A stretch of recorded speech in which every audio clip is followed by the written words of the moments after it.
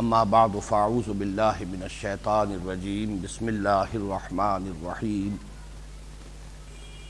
وَإِذْ قَالَ رَبُّكَ لِلْمَلَائِكَةِ إِنِّي جَاعِلٌ فِي الْأَرْضِ خَلِيفَةً قَالُوا وَتَجْعَلُ فِيهَا مَن يُفْسِدُ فِيهَا وَيَسْفِكُ الدِّمَاءَ وَنَحْنُ نُسَبِّحُ بِحَمْدِكَ وَنُقَدِّسُ لَكَ قال إني أعلم ما لا تعلمون وعلم آدم الأسماء كلها ثم عرضهم على الملائكة فقال أنبئوني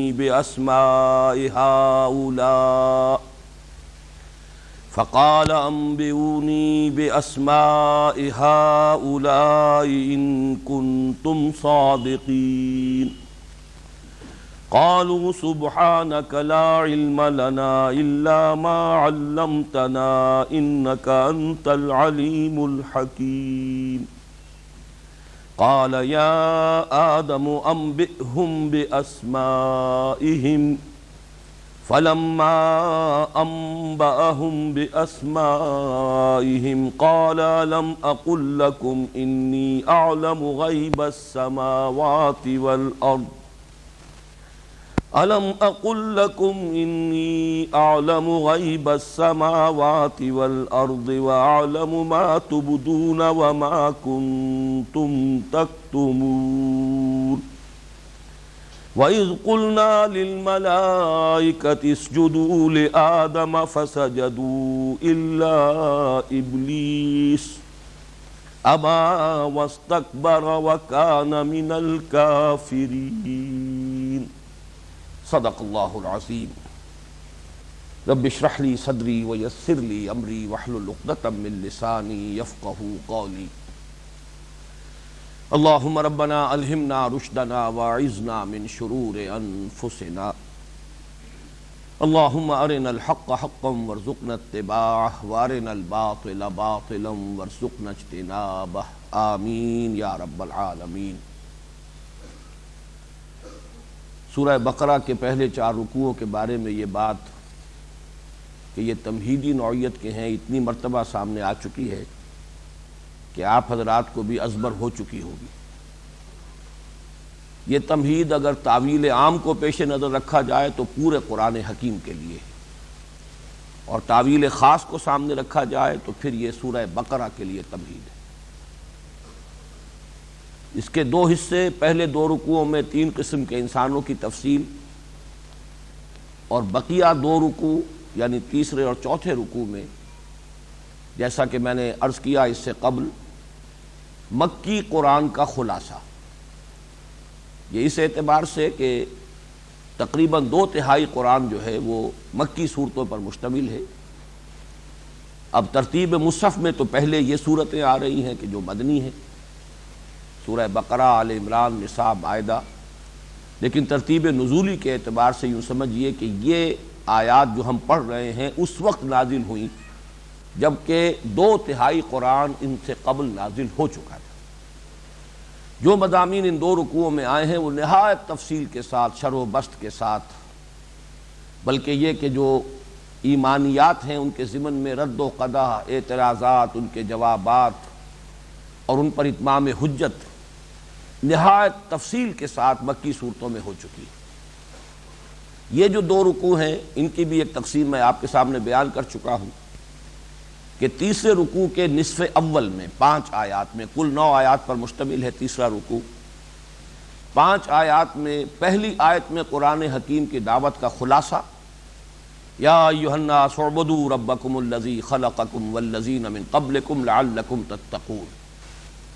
ایک جملے میں، ایک آیت میں یہ قرآن حکیم کی دعوت کا خلاصہ، تمام انبیاء کرام کی دعوت کا خلاصہ، تمام رسولوں کی دعوت کا خلاصہ، اور یہی وہ مقصد ہے جو عضو قرآن تخلیق جن و انس کا ہے۔ اس کے بعد اس سمیت پھر توحید، رسالت اور معاد جو 3 بنیادیں ہیں ایمان کی، ایمانیات ثلاثہ، ان کی تفصیل آ چکی ہے۔ اور جیسا کہ ابھی میں نے عرض کیا مکی قرآن کا اصل موضوع وہی ہے، ایمانی مباحث، ایمان کی دعوت۔ اس کے بعد کچھ فلسفیانہ مضامین آئے جن میں اہم ترین ہے ہدایت و ضلالت کا اللہ کا قانون کیا ہے۔ جن لوگوں کے اپنے اندر کجی ہے، جن کی نیت میں فطور ہے، ان کو اللہ تعالیٰ اسی قرآن کے ذریعے سے گمراہ کرتا ہے، اور جن لوگوں کے اندر خلوص ہے اور وہ طالب حق ہے، طالب ہدایت ہے، اللہ تعالیٰ اس قرآن کے ذریعے سے انہیں ہدایت دیتا ہے۔ معلوم ہوا کہ اصل فیصلہ کن چیز جو ہے وہ انسان کی اپنی نیت، اس کی اپنی طلب، اس کا اپنا ارادہ ہے۔ اس کے بعد تیسیر ہے اللہ کی طرف سے، توفیق ہے، تسہیل ہے۔ جو راستہ انسان چوز کرتا ہے اپنے لیے، اللہ تعالیٰ اسے آسان کرتا چلا جاتا ہے۔ پھر یہ کہ اسی ضمن میں انسان کا جو مرتبہ ہے اور حیات انسانی، اس کی جو عظمت ہے، اس کے چار ادوار جو ایک آیت میں آئے، کیف تکفرون باللہ وکنتم امواتا فاحیاکم ثم یمیتکم ثم یحییکم ثم الیہ ترجعون، اس پر میں تفصیل سے پچھلی مرتبہ عرض کر چکا ہوں۔ علامہ اقبال کے وہ الفاظ کہ تو اسے پیمانہ امروز و فردا سے نہ ناپ، جاویداں پہم دواں ہر دم جواں ہے زندگی۔ اس کے بعد جو آیت تھی اس کا کچھ حق ادا ہونے سے رہ گیا تھا، اسی لیے میں اب اس کی آیت کو دوبارہ تلاوت کر رہا ہوں۔ هو الذی خلق لکم ما فی الارض جمیعا، وہی اللہ ہے جس نے کہ تمہارے لیے بنایا ہے جو کچھ کے زمین میں ہے کل کا کل۔ اس سے جیسا کہ میں عرض کر چکا ہوں پچھلی مرتبہ، اگلے رکوع کے مضمون کا گویا کہ یہ تمہید بنی ہے، یہ لنک ہے ان دونوں رکوعوں کے مضامین میں۔ انسان کے لیے بنایا گیا جو کچھ اس زمین میں ہے کل کا کل، اسی سے پھر خلافت کا وہ مضمون متعلق ہو جائے گا کہ جو اگلے رکوع میں بڑے اہتمام کے ساتھ، بڑی شان کے ساتھ بیان ہو رہا ہے۔ لیکن اس کا جو دوسرا حصہ تھا وہ ہے کہ جو پچھلی مرتبہ بیان ہونے سے رہ گیا، ثم استوى الى السماء، وہی ہے کہ جس نے بنایا تمہارے لیے زمین میں جو کچھ ہے کل کا کل، پھر وہ متوجہ ہوا بلندی کی طرف۔ یہ استوا کے معنی ہے برابر، سیدھے کھڑے ہو جانا۔ خط استوا وہ ہے کہ جو ہمارے اس کرۂ ارضی کو دو برابر حصوں میں تقسیم کرتا ہے، لیکن جب اس کے بعد صلہ الی کا آتا ہے، سیدھے ہو جانا کسی شے کی طرف، یعنی اس کا قصد کرنا، اس کا ارادہ کرنا، اس کی طرف متوجہ ہو جانا۔ پھر وہ بلندی کی طرف متوجہ ہوا، آسمان کی طرف متوجہ ہوا، فسواہن سبع سماوات، اور اس نے انہیں برابر کر دیا۔ یہ وہی لفظ آ گیا، سوا سے یہ تسویہ ہے، باب تفعیل سے، سوا یسوی تسویتاً، برابر برابر کر دینا، درست کر دینا، ہموار کر دینا۔ فسواہن، تو کر دیا ان کو برابر برابر، ہموار، سبع سماوات، 7 آسمانوں کی صورت میں، 7 بلندیوں کی صورت میں، وَهُوَ بِكُلِّ شَيْءٍ عَلِيمٌ، اور وہ ہر چیز کا علم رکھتا ہے۔ اس میں جو کلمہ ثم آیا ہے یہ بڑی اہمیت کا حامل ہے کہ اگرچہ عام تصور تو یہ بنتا ہے ذہنوں میں کہ پوری کائنات کی تخلیق ہوئی ہے، پھر اس میں کہیں زمین کی بھی تخلیق ہوئی ہے، لیکن قرآن مجید جس شے کو زمین اور آسمانوں سے تعبیر کرتا ہے، ان کی تخلیق میں قرآن حکیم میں جو ترتیب آئی ہے وہ یہ ہے کہ پہلے تخلیق زمین کی ہوئی، پھر یہ آسمانوں کی شکل جو ہے ایک اس کی تشکیل ہوئی ہے اور ان کی صورت گری ہوئی ہے۔ اس لیے کہ ثم جو ہے اس میں کوئی اختلاف نہیں کہ ثم تراخی کے لیے ہے، کسی شے کے بعد آنے کے لیے یہ دلیل قطعی ہے۔ تو ترتیب زمانی جو ہے تخلیق میں، وہ عذر قرآن یہ ہے کہ زمین کی تخلیق پہلے ہوئی ہے، اور زمین میں جو اشیاء ہیں وہ بھی پہلے تخلیق کر دی گئی ہیں، اس کے بعد آسمان کی تخلیق جو ہے وہ اپنے کسی تکمیلی مرحلے میں داخل ہوئی۔ یہ مضمون چونکہ قرآن حکیم میں ایک دوسرے مقام پر بڑی تفصیل کے ساتھ آیا ہے، اور میں یہ چاہتا ہوں کہ وہ زیادہ اس کی تشریح اور تفصیل میں جانے کا تو موقع نہیں ہوگا، لیکن یہ کہ اجمالاً وہ آیات آپ کے سامنے آ جانی چاہیے۔ یہ سورہ حامیم السجدہ کی آیات ہیں، دوسرے رکوع کی، اور یہاں بھی انداز وہی ہے جیسے یہاں ہم دیکھ رہے ہیں کیف تکفرون باللہ،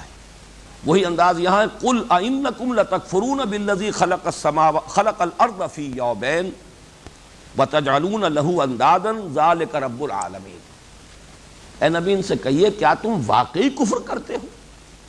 یہ وہ سرچنگ قسم کا انداز ہے کہ در حقیقت یہ کفر تمہارا مصنوعی ہے، تمہارے دل میں ایمان ہے، دل میں تم مانتے ہو، کیا واقعی تم انکاری ہو؟ اَإِنَّكُمْ لَتَكْفُرُونَ بِالَّذِي خَلَقَ الْأَرْضَ فِي يَوْمَيْنِ، کیا تم واقعی کفر کر رہے ہو اس ہستی کا جس نے کہ زمین کو پیدا کیا 2 دنوں میں؟ اب یہاں نوٹ کر لیجئے 2 دن۔ وَتَجْعَلُونَ لَهُ أَندَادًا، کیا واقعی تم اس کے لیے کوئی مد مقابل سمجھتے ہو؟ یعنی یہ کہ اگر تم بھی خود اپنے گریبانوں میں جھانکو گے، اپنے دلوں کو ٹٹولو گے، تو تمہیں معلوم ہو جائے گا کہ تمہاری فطرت ابا کرتی ہے اس سے کہ اللہ کا کوئی مد مقابل بھی ہے۔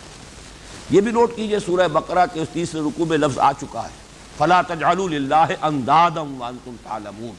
تو تم اللہ کے مد مقابل ہمسر نہ قرار دے دو جانتے بوجھتے۔ ذَلِكَ رَبُّ الْعَالَمِينَ، وہی ہے تمام جہانوں کا مالک اور پروردگار۔ وَجَعَلَ فِيهَا رَوَاسِيَ مِن فَوْقِهَا،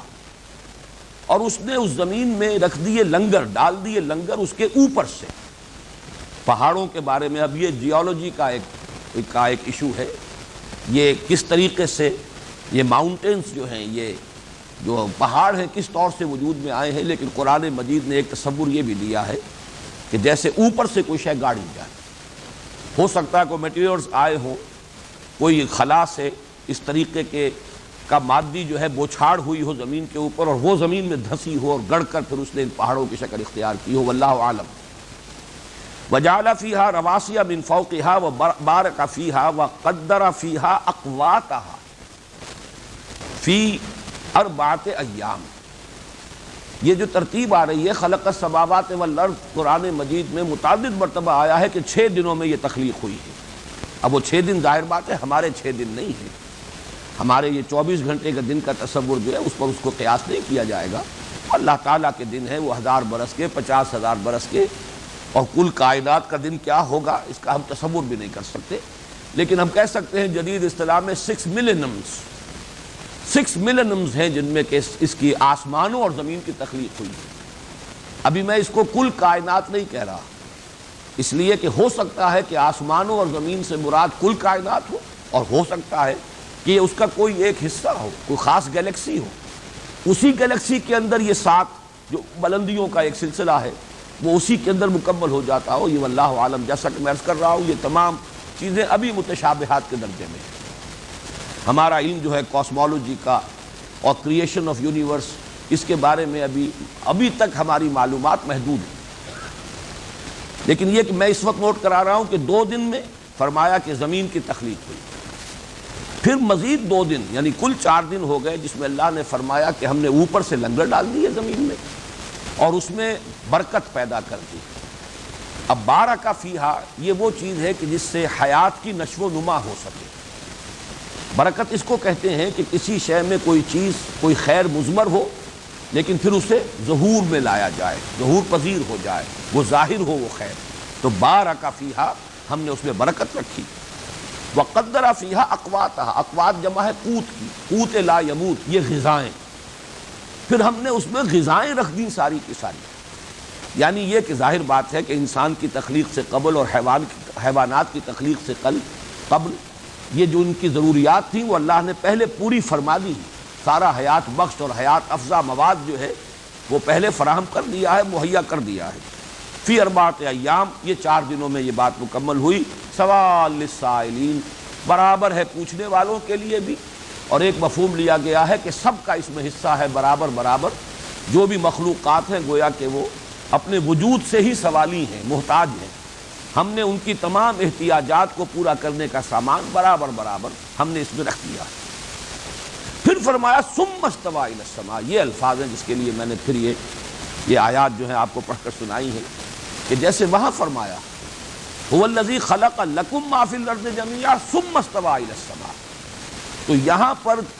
2 دنوں میں زمین کی تخلیق، پھر 2 دن اور ہیں کہ جن میں زمین میں وہ تمام حیات بخش اور حیات پرور جو اشیاء ہیں وہ فراہم کر دی گئی۔ ہم آج کی زبان میں کہہ سکتے ہیں کہ ان آرگینک کمپاؤنڈز نے آرگینک کمپاؤنڈ کی شکل اختیار کرنے میں یہ وقت لیا ہے، زمین کے اندر وہ ساری صلاحیت پیدا ہو گئی جس سے حیات جو ہے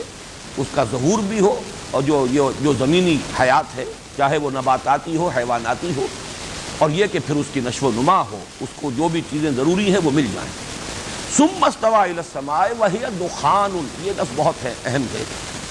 جو ہماری سائنس جس طرف جا رہی ہے کہ یہ سب کا سب ایک دھوئیں کے مانند تھا، پھر متوجہ ہوا وہ ثم استوى الى السماء وهي دخان، اور ایک جو سمجھیے کہ ہوموجینس ماس کوئی ایک دھوئیں کی شکل میں، جیسے کہ ہوا کے اندر اگر نمی کے ذرات ہیں تو وہ پوری ہوا کے اندر پھیلے ہوئے ہیں، وہ اس کے اندر منتشر ہے،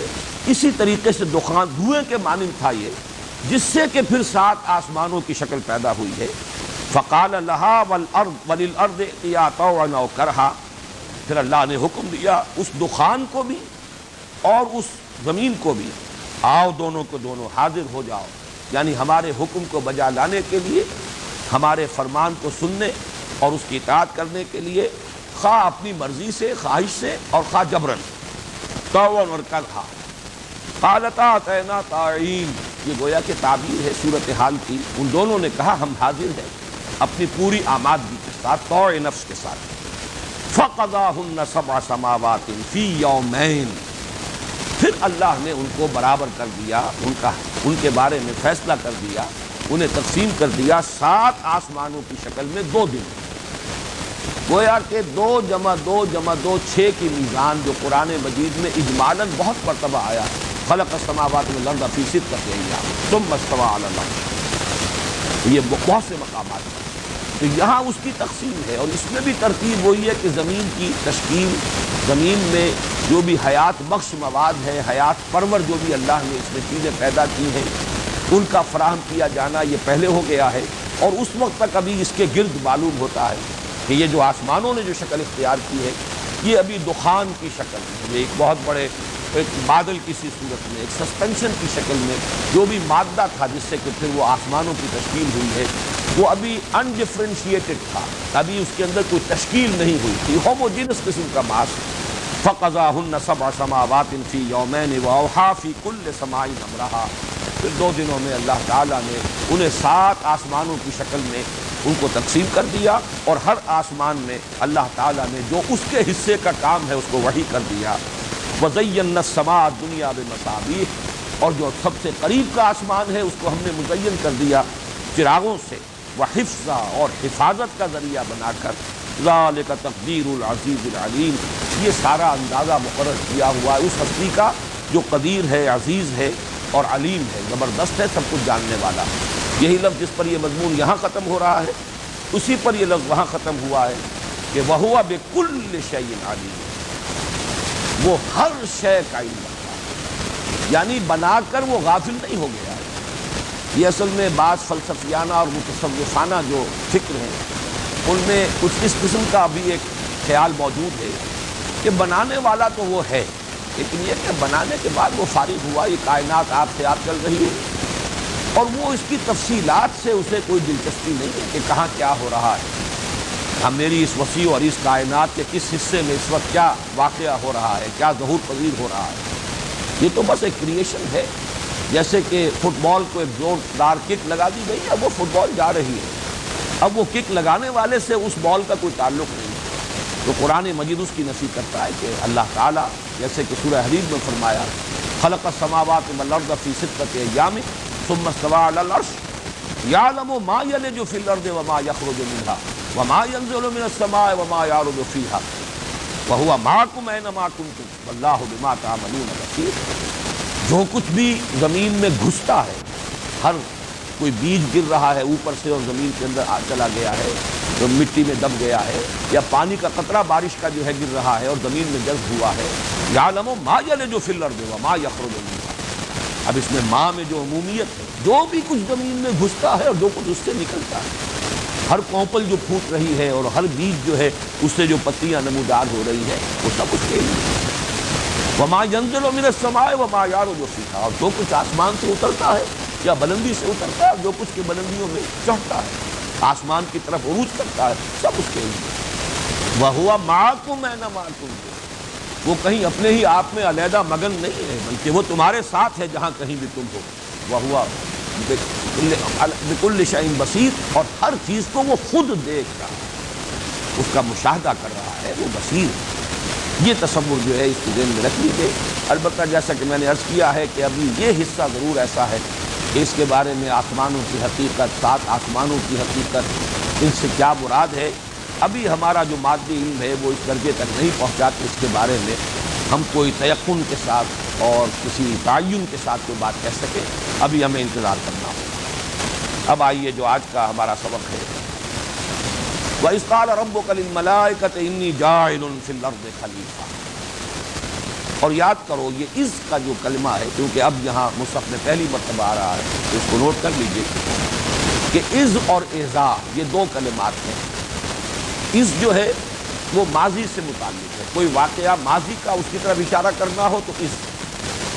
اور کوئی مستقبل کا معاملہ ہو جس کی طرف اشارہ کرنا ہو تو اذا. جب یہ ہو جائے، جب یہ ہو جائے گا، اذا الشمس کورت واذا النجوم انکدرت، جب یہ دھوپ جو ہے یہ سمیٹ لی جائے گی یا سورج کو لپیٹ لیا جائے گا، تو یہ تمام چیزیں جو ہیں جو قیامت کے واقعات حالات جو آنے والے ہیں وہ اذا. لیکن از کوئی پرانا واقعہ ہے، پچھلا واقعہ ہے، اس کی طرف توجہ دلانی ہے تو یہ از یاد کرو. اور اس سے پہلے مانا جاتا ہے کہ ایک فعل امر جو ہے محذوف ہے، وذکروا یا وذکر، یاد کرو، دھیان کرو، توجہ کرو، تصور کرو. وَإِذْ قَالَ رَبُّكَ لِلْمَلَائِكَةِ، جبکہ کہا تھا آپ کے رب نے. اب یہاں ظاہر بات ہے کہ خطاب حضور سے ہے، باقی یہ کہ ہر قاری، ہر قرآن کا پڑھنے والا بھی مخاطب ہے، لیکن یہ کہ قرآن مجید نازل ہوا ہے، یہ آیات مبارکہ نازل ہوئی محمد رسول اللہ صلی اللہ علیہ وسلم پر، تو مخاطب اول حضور. وَإِذْ قَالَ رَبُّكَ لِلْمَلَائِكَةِ، اور یاد کرو جبکہ کہا تھا تمہارے رب نے فرشتے. یہ رکوع جو ہے جیسا کہ میں نے پہلے عرض کیا ہے، فلسفے اور حکمت قرآنی کا یہ ایک بہت اہم باب ہے، اور اس کا اکثر و بیشتر حصہ وہ ہے کہ جو آدم اور ابلیس کی سرگزشت پر مشتمل ہے. اور یہاں پھر نوٹ کر لیجئے کہ مصحف میں تو یہ پہلی مرتبہ آ رہا ہے واقعہ، لیکن مکی قرآن میں 6 مرتبہ یہ آتا ہے. اور اس کی بڑی ایک عجیب ترتیب ہے، وہ دلچسپی کیونکہ اس کے ساتھ ہوگی آپ کو بھی، اور اس کے حوالے سے یاد رہ سکے گا. قرآن مجید کے بالکل وسط میں سورہ بنی اسرائیل اور سورہ کہف، یہ گویا کہ جوئی ہوئی دو صورتیں ہیں بالکل وسط. سورہ بنی اسرائیل میں بھی تذکرہ ہے، سورہ کہف میں بھی تذکرہ ہے. اور عجیب بات یہ کہ دونوں کے بالکل وسط میں دونوں صورتیں 12 رکوعوں پر مشتمل ہیں، اور یہ 7واں رکوع شروع ہوتا ہے دونوں کا ان الفاظ سے کہ جبکہ کہا تھا آپ کے رب نے فرشتوں سے کہ جھک جاؤ، سجدہ کرو آدم. پھر سورہ بنی اسرائیل سے ایک سورت ادھر چھوڑ دیجئے پیچھے کی طرف، ابتدا کی طرف آئیے تو سورہ نحل چھوڑ دیجئے تو سورہ ہجر آتی ہے، اس میں بڑی تفصیل کے ساتھ یہ قصہ آدم اور ابلیس. سورہ کہف سے ادھر چلیے آگے کی طرف تو سورہ مریم ہے، اس میں نہیں ہے، لیکن اس کے بعد سورہ طٰہٰ ہے، اس میں بھی بڑی تفصیل سے یہ واقعہ ہے. تو تقریباً یہ 4 مرتبہ تو یہ قصہ آدم و ابلیس جو ہے یہ قرآن مجید کے وسط میں ہے. پھر یہ کہ 2 حصے جو ہیں وہ بھی ایک بڑی سیمیٹریکل ڈسٹریبیوشن ہے. شروع سے 8واں پارہ، اس میں آپ کو سورہ اعراف کا دوسرا رکوع بڑی شرح و بسط کے ساتھ یہ واقعہ ہے. ادھر سے واپس آئیں گے تو 8واں پارہ، 30ویں سے واپس گنتی کیجئے تو 8واں جو ہے وہ 23واں پارہ بنے گا. اس میں سورہ صاد میں پھر وضاحت کے ساتھ یہ موجود ہے. تو بہت ہی سیمیٹریکل ڈسٹریبیوشن ہے اس قصہ آدم و ابلیس کی قرآن میں. لیکن یہ 6 کے 6 مقامات جو میں نے آپ کو گنوائے ہیں یہ مکی صورت بالاتفاق یہ ہے مدنی صورت کہ جس میں اس واقعے کا پھر ایک مرتبہ جو ہے وہ خلاصہ دیا جا رہا ہے. البتہ ذرا جو عنوانات ہیں آج کے اس حصے میں اس کو ذرا نوٹ کر لیں. پورے رکوع کے میں آپ کہہ سکتے ہیں کہ 5 مضامین بیان ہیں. سب سے پہلے یہ کہ آدم اور ان کی ذریت کا اصل مقام اور مرتبہ کیا ہے، یعنی خلیفۃ اللہ فی الارض، یہ ان کا مقام ہے، بہت بلند مقام ہے آدم کا. پھر یہ کہ اس خلافت کی بنیاد کیا ہے، اساس کیا ہے. اہل اگر ہوئے ہیں آدم اور ان کی ذریت خلافت ارضی کے تو وہ کس بنیاد پر.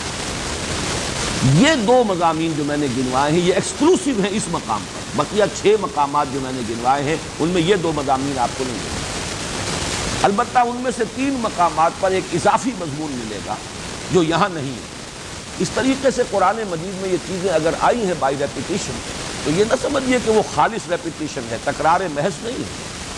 ہر جگہ پر کوئی نئی بات ہے، ہر جگہ کوئی نئی شان ہے. پھر جس کانٹیکسٹ میں وہ اس صورت میں مضمون آیا ہے اس کے حوالے سے، اس کے عمود اور اس کے مرکزی مضمون سے اس کا خصوصی ربط ہے. کہ اس کانٹیکسٹ میں رکھ کر دیکھیں گے تو اس سے کوئی اور رہنمائی اور علم اور حکمت کے جو ہے نئے گوشے جو ہیں وہ نمودار ہوتے ہیں۔ اور وہ جو میں عرض کر رہا ہوں کہ جو اس مقام پر نہیں ہے وہ ہے تخلیق انسان۔ مادہ تخلیق کیا ہے وہ آپ کو جیسا کہ میں ابھی عرض کروں گا کہ وہ سورہ ہجر، سورہ صاد اور سورہ اعراف میں ہے، باقی تین وہ مقامات بھی اس سے خالی ہیں اور اس جگہ بھی یہ مضمون موجود نہیں، تخلیق انسان۔ بہرحال آدم اور ذریت آدم کا مقام اور مرتبہ یعنی خلافت عرضی۔ نمبر 2 خلافت کی اساس علم، وعلم آدم الاسماء کلھا۔ یہ دو چیزیں ایکسکلوسیو، اور یہ جیسا کہ میں نے ابھی عرض کیا اور جیسا کہ ان عنوانات سے خود بخود واضح ہو رہا ہے، فلسفہ اور حکمت کے یہ اہم اور اساسی مضامین ہیں۔ پھر جو مضمون آتا ہے وہ ہے تمام فرشتوں کو سجدے کا حکم حضرت آدم کے سامنے سجدہ کرنا، تفصیل بعد میں آ جائے گی۔ یہ ان 7 کے 7 مقامات ہیں، 6 وہ مکی مقامات اور 7واں یہ مدنی صورت ہے سورہ بقرہ جو ہم پڑھ رہے ہیں۔ اس کے بعد جنت میں آزمائشی قیام حضرت آدم اور ان کی زوجہ حضرت حوا سلام علیہما، ان دونوں کا آزمائشی مقام، آزمائشی کہنے یا ایک طرح کی ڈیمانسٹریشن کے لیے، تربیت کے لیے، وہ یہ کہ ان کو یہ معلوم ہو جائے کہ ہماری تخلیق میں بھی کچھ خلا ہے، کوئی کمزوری ہے، خلق الانسان ضعیفا، اور اس خلا اور اس کمزوری سے ہمارا دشمن ازلی ہے ابلیس، جو بھرپور فائدہ اٹھانے کی کوشش کرے۔ اس کا ایک تجربہ انہیں کرا دیا گیا۔ اس کا ذکر جو ہے وہ بھی موجود ہے سورہ طٰہٰ میں اور سورہ اعراف میں بڑی شرح و بسط کے ساتھ، بلکہ یہاں سورہ بقرہ میں اتنی تفصیل کے ساتھ نہیں۔ سب سے زیادہ یہ مضامین جو ہے نہایت اہتمام اور شان کے ساتھ جو آئیں وہ سورہ اعراف، اور سورہ اعراف جو ہے ان 6 مکی صورتوں میں سے یہ سمجھیے کہ ترتیب نزولی کے اعتبار سے آخری دور کی ہے، گویا کہ وہ ملحق ہو جائے گی زمانہ نزول کے اعتبار سے سورہ اعراف اور سورہ بقرہ میں زیادہ فرق نہیں۔ پھر یہ کہ آخری بات اور وہ یہ کہ کس طریقے سے ابلیس نے حضرت آدم کو دھوکہ دیا، ورگلایا، اغوا کیا، اور پھر جو اس کے بعد اللہ تعالیٰ کی طرف سے حبوط آدم کا حکم، اور یہ کہ آخری چارٹر جو دیا گیا ہے کہ اب زمین کا چارج سنبھالو۔ جیسے کسی وائس رائے کو اگر کبھی برطانوی حکومت بھیجتی تھی ہندوستان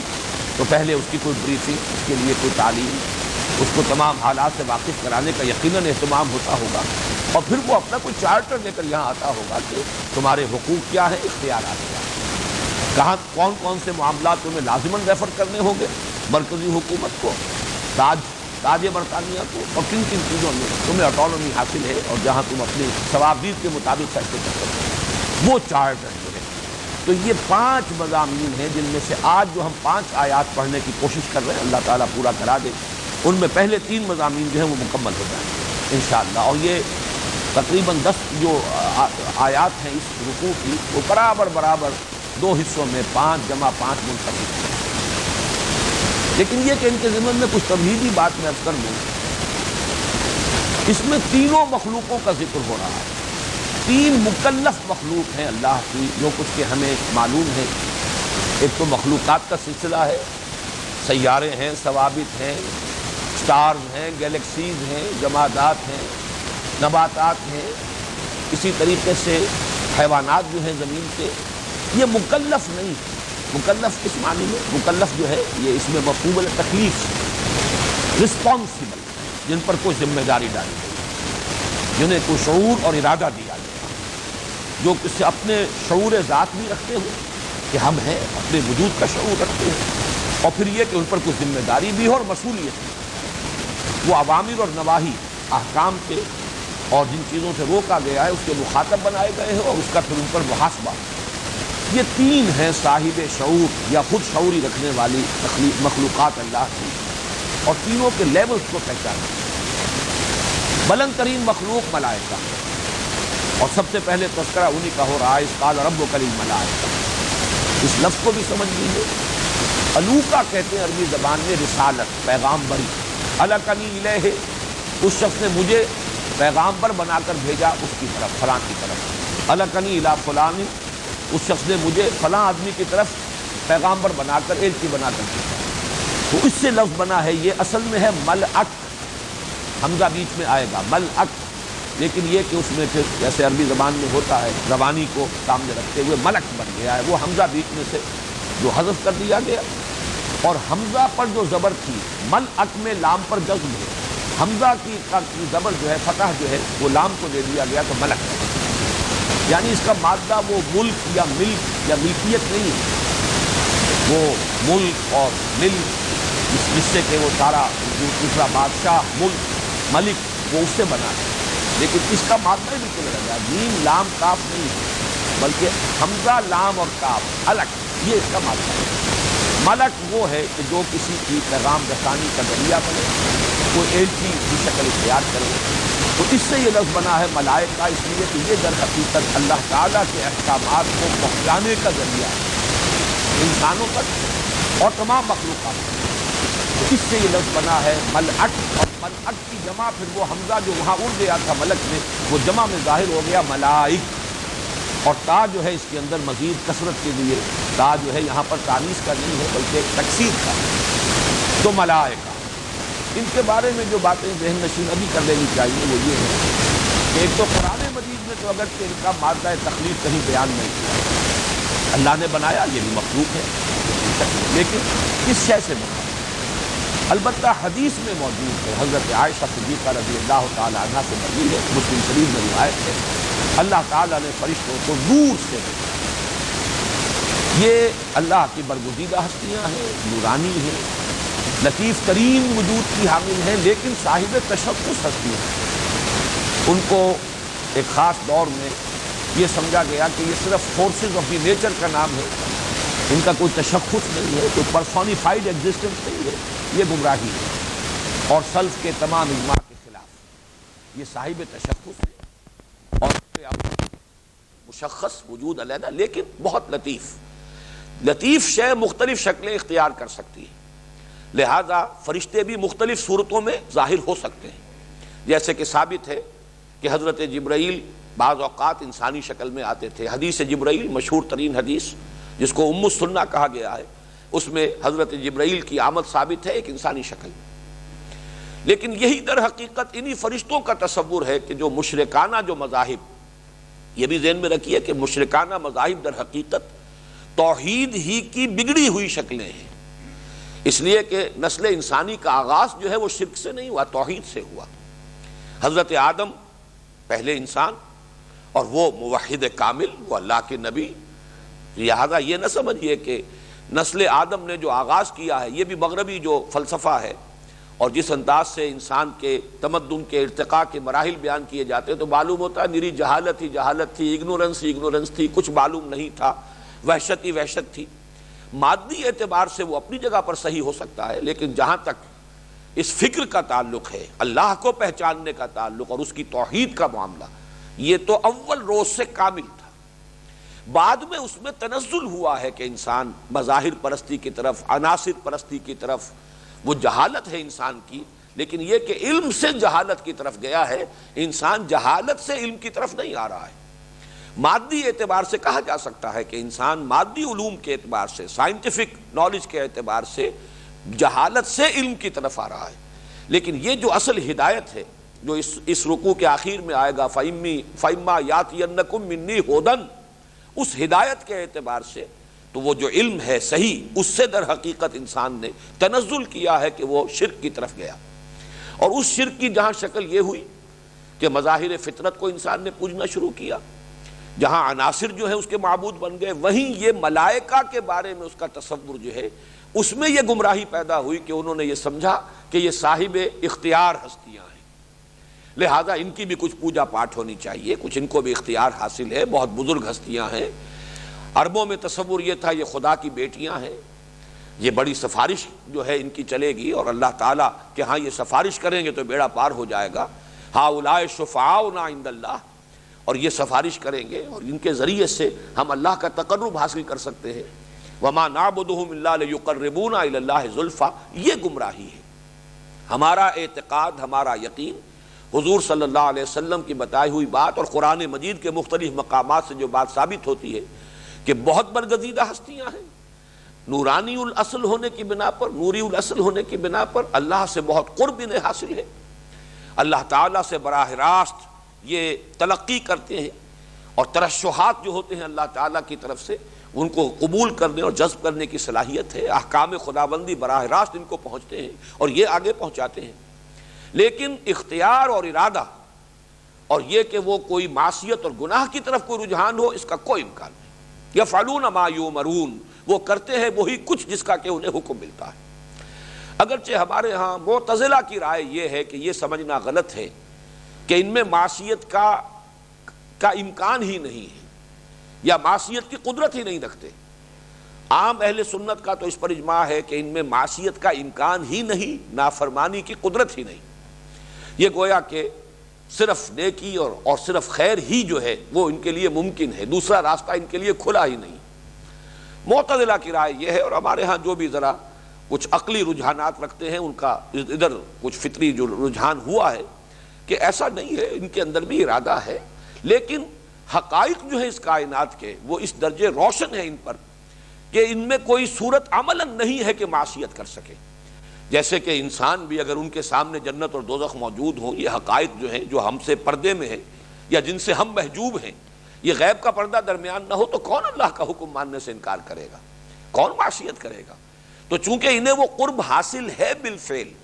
اور وہ حقائق ان کے سامنے موجود ہے، لہذا یفعلون ما یؤمرون، یہ نہیں کہ وہ کر نہیں سکتے نافرمانی، وہ نافرمانی کرتے نہیں۔ یہ بالکل اسی کے ہم بدن بات ہو جائے گی کہ ہمارا موقف یہ ہے اہل سنت کا کہ اللہ تعالیٰ پر عدل واجب نہیں ہے۔ یہ ہم جانتے ہیں کہ اللہ عدل کرے گا، یہ علیحدہ بات ہے، لیکن اللہ پر عدل واجب کرنا گویا کہ اللہ تعالیٰ کا اختیار جو ہے وہ محدود ہو جائے، یہ اس کو اہل سنت تسلیم نہیں کرتے۔ اللہ تعالیٰ جس کو چاہے، کسی نیک آدمی کو سزا دینا چاہے، اس کا اختیار مطلق ہے، اور کسی بدترین جو ہے بدکار کو معاف کرنا چاہے اس کا اختیار مطلق ہے۔ اس اعتبار سے عدل اللہ پر واجب نہیں، اہل سنت کا عقیدہ یہ ہے، جبکہ معتزلہ اور اہل تشیع کا موقف یہ ہے کہ اللہ پر عدل واجب ہے۔ بالکل یہی فرق ہے کہ یہاں معتزلہ کا کہنا یہ ہے کہ فرشتے معصیت کرتے نہیں، لیکن یہ نہیں کہ کر سکتے نہیں۔ البتہ یہ کہ اہل سنت کا موقف یہی ہے کہ ان کے اندر معصیت کی قدرت ہی نہیں ہے، یہ خیر محض ہے، وہ مادہ ہی سرے سے نہیں ہے جس کے بنا پر معصیت کا صدور ہوتا ہے۔ لیکن اس پر اتفاق ہے کہ انہیں اختیار کوئی حاصل نہیں۔ وَمَا نَتَنَزَّلُ إِلَّا بِأَمْرِ رَبِّكَ، ہم نازل ہی نہیں ہو سکتے مگر اے نبی آپ کے رب کے حکم سے، اس کی اجازت، اس کا حکم ہوتا ہے تو نازل ہوتے ہیں۔ یفعلون ما یؤمرون لا یعصون اللہ ما امرہم، وہ نافرمانی نہیں کرتے اللہ کی کسی بھی حکم میں جو انہیں دیا جائے، بلکہ کرتے ہیں جو کچھ کے حکم دیا جاتا ہے۔ پھر ان میں درجات ہیں، ہر حفظ مراتب ہے۔ سید الملائکہ الروح الامین الروح القدس حضرت جبرائیل علیہ السلام ہے۔ باقی آسمان کے فرشتے، زمین کے فرشتے، مختلف جو آسمان ہیں، مختلف طبقات ہیں جن کی حقیقت کو ابھی ہم نہیں سمجھتے، اس میں یہ گویا کہ جو وہ عالمی حکومت ہے اللہ تعالیٰ کی، اس کے یہ کارکن ہیں۔ اللہ تعالیٰ کی اس عالمی حکومت کے یہ احکام کی تنفیذ کرنے والے، یہ اللہ تعالیٰ کے اس سروس کے اندر ہے۔ یہ تو ہے ملائکہ۔ دوسرا چونکہ اس میں ذکر آ رہا ہے ابلیس کا بھی، ابلیس کے بارے میں یہاں اس کی صراحت نہیں ہے، لیکن سورہ کہف میں جہاں یہ مضمون آیا ہے اس میں وضاحت کر دی گئی ہے، کانا من الجن ففسق عن امر ربی، وہ جنات میں سے تھا، اور فا یہاں پر آ رہا ہے سبب، پس اس نے اپنے رب کے حکم سے سرتابی کی، نکل بھاگا اپنے رب کے حکم سے۔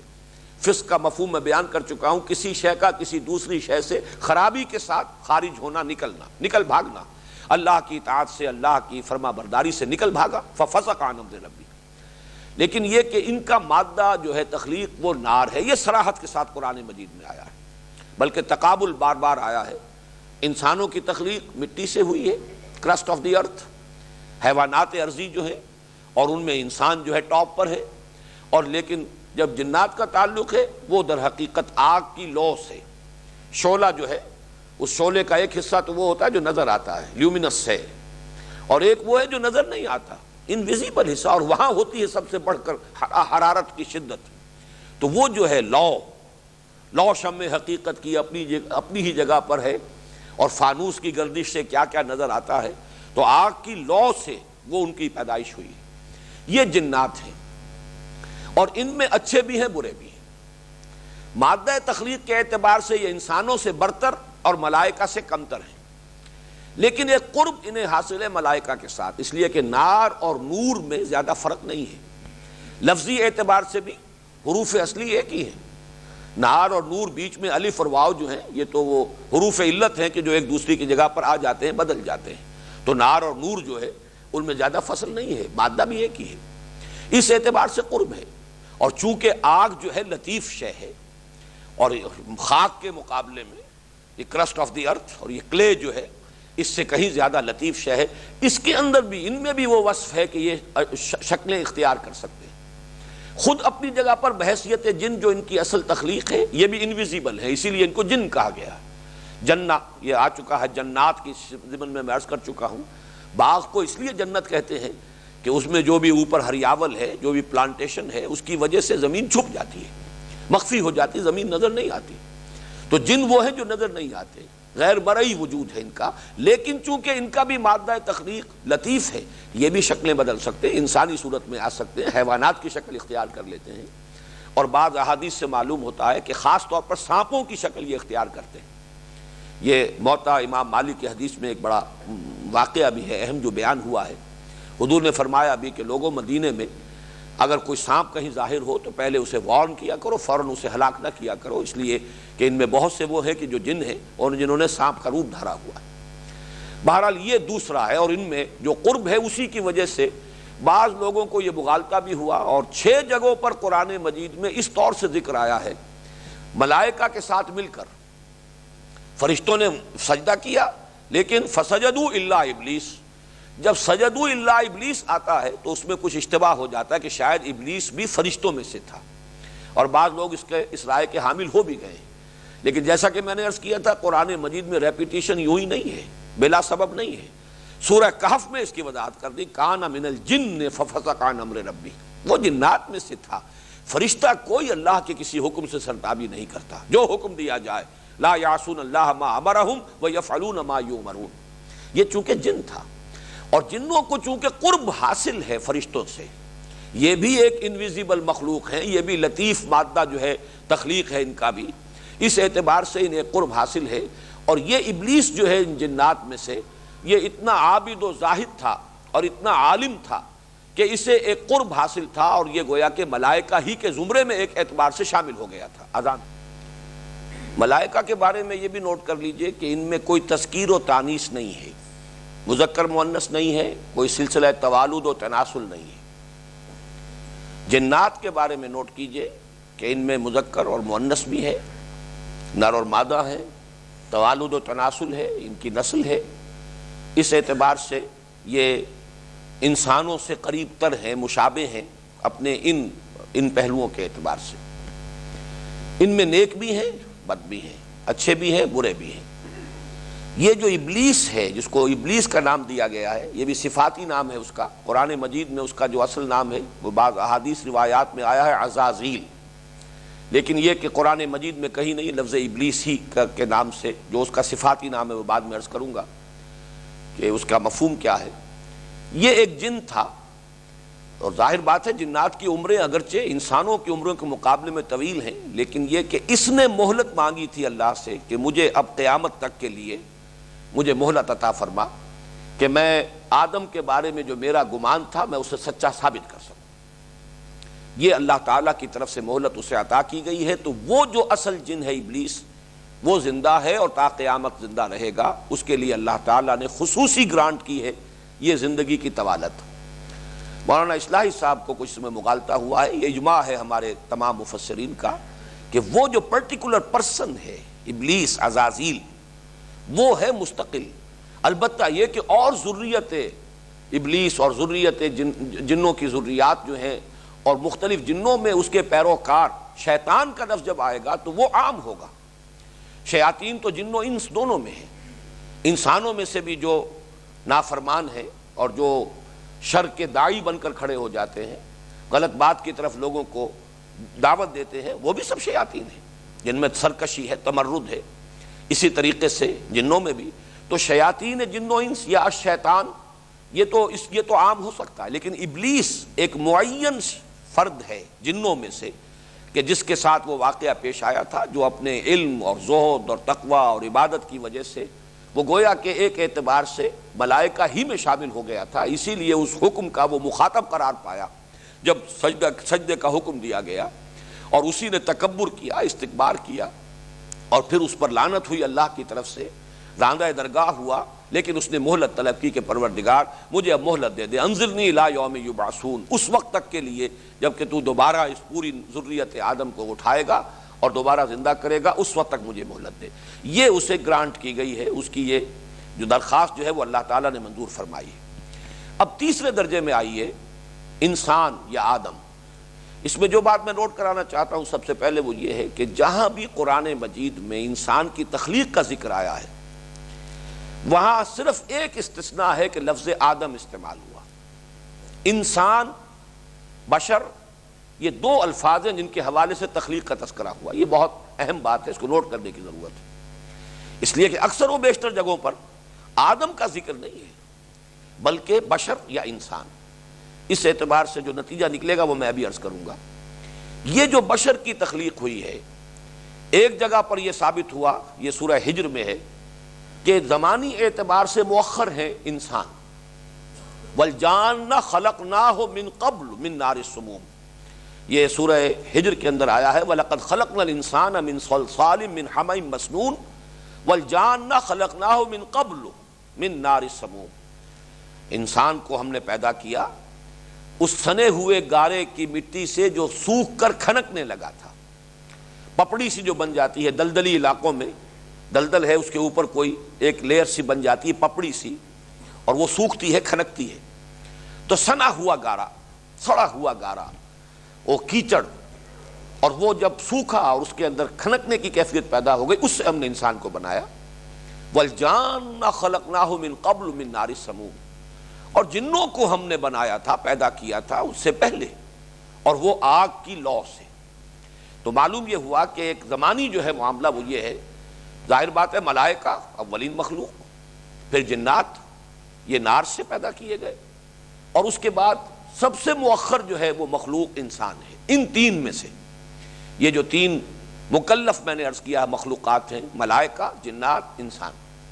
ان میں یہ سب سے بعد میں، اور اس کا مادہ تخلیق جو ہے یہ کرسٹ آف دی ارتھ، زمین کا یہ اوپر کی پپڑی، کلے جسے آپ کہتے ہیں، مٹی۔ لیکن قرآن مجید نے اس کے لیے مختلف جگہوں پر 5-6 مختلف تعبیرات اختیار کی ہیں۔ کہیں صرف تراب کہا ہے، تراب، تراب جو ہے وہ ریت نہیں، مٹی، ریت علیحدہ شے ہے جو ریگستانوں میں ہوتی ہے، مٹی وہ ہے کہ جو زرخیز جگہ ہوتی ہے وہ مٹی ہے۔ کہیں اسے تین کہا ہے، تین گارے کو کہتے ہیں، جب مٹی کو آپ گوندھ لیں پانی کے اندر تو وہ گارا بنتا ہے۔ کہیں اسے تین لازم کہا ہے، وہ گارا اگر کچھ عرصے پڑا رہے اور اگر اس میں کہیں کوئی آرگینک میٹر بھی ڈال دیا جائے تو اس میں لیس پیدا ہوتا ہے، فرمنٹیشن ہوتی ہے۔ جیسے کہ آج کل بھی دیہات میں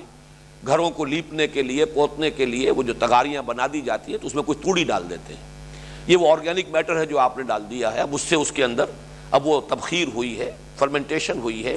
اور اس سے اس کے اندر ایک طرح کا لیس پیدا ہو گیا ہے، جس سے کہ اب اگر آپ اسے لیپیں گے، پوتیں گے تو کریکس نہیں آئیں گے،